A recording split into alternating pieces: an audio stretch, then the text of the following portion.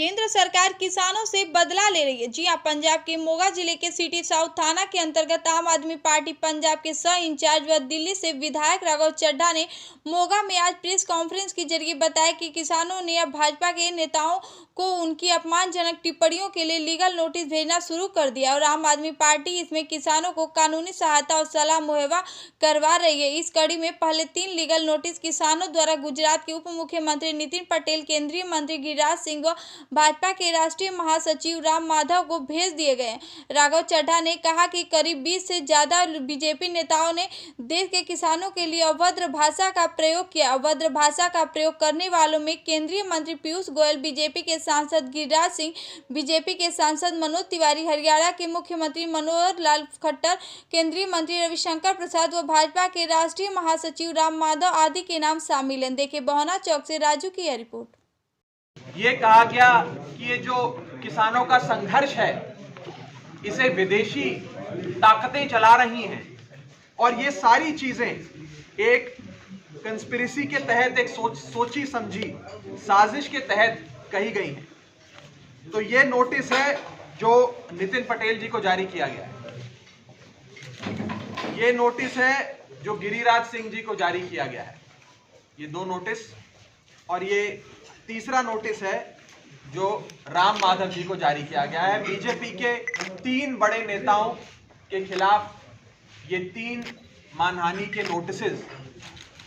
देश के किसान ने, पंजाब के किसान ने जारी किए हैं और इसमें कानूनी सहायता, लीगल असिस्टेंस देने का काम आम आदमी पार्टी ने किया। इसको राजनीतिक चश्मे से भी देखना गलत है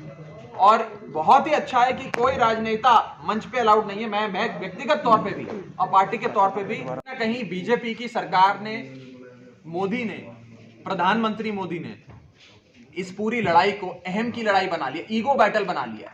देश के किसान के साथ एक ईगो की लड़ाई चल रही है। मुझे लगता है कि मोदी साहब को और उनकी सरकार को थोड़ी सी अकल देश का किसान और हम लोग मिलकर दें ताकि वो ये समझ सकें कि कितना गलत वो लोग कर रहे हैं और जल्द से जल्द किसान की मांगों को मांगे। ये 3 काले कानून खारिज होंगे। कहना चाहूँगा जो इससे संबंधित कई सवाल हैं, ये सारी जो प्रॉब्लम जगह जगह चल रही है, इवेंट्स हो रहे हैं, इंसिडेंट्स हो रहे हैं, ये सब केंद्र सरकार अगर चाहे 1 सेकंड में खत्म हो सकता है, लेकिन न जाने क्यों केंद्र सरकार अड़ी हुई है और देश के किसान से बदला ले रही है। मैंने पहले भी कहा और मैं आज खुद फिर कहता हूं इस प्रेस कॉन्फ्रेंस के माध्यम से कि मोदी जी, आप या आपका कोई भी एक मंत्री अगर हिम्मत है तो एक रात खुले आसमान में सिंगू बॉर्डर पे सो के दिखाओ, सड़क पे, तो पता लगे कि देश का किसान किस बुरे हालात से गुजर रहा है, कैसे संघर्ष कर रहा है, अपने हकों की लड़ाई लड़ रहा है। राघव जी, इसके बारे में क्या प्रतिक्रिया है? मुझे लगता है कि अंग्रेजी में जिसे कहते हैं text book example of double standards अगर कोई है,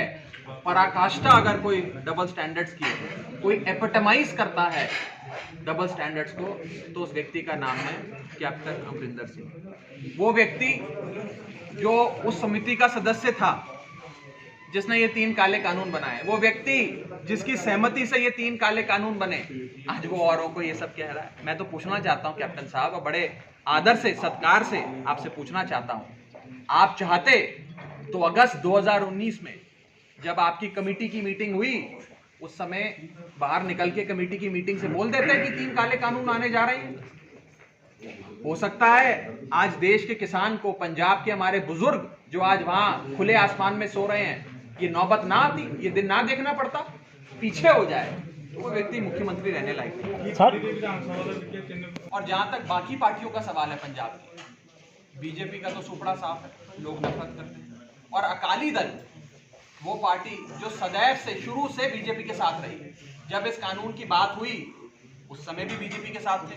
जब इस कानून का ड्राफ्ट बना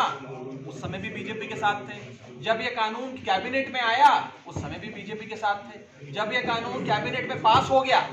तो भी बीजेपी के साथ थे, ये कानून लोकसभा में आया तो भी बीजेपी के साथ थे, लोकसभा में पास हुआ तो भी बीजेपी के साथ थे, राज्यसभा में गया तो भी बीजेपी के साथ थे, राज्यसभा में पास हुआ तो भी बीजेपी के साथ थे। ये तो सारा समय अकाली दल भाजपा के साथ था। वो तो जब किसान जत्थेबंदियां इनके घर के बाहर बैठ गई और इनका घर से निकलना मुश्किल हो गया, तो इन्हें समझ में आया और बड़े दिल पे पत्थर रख के भारी मन से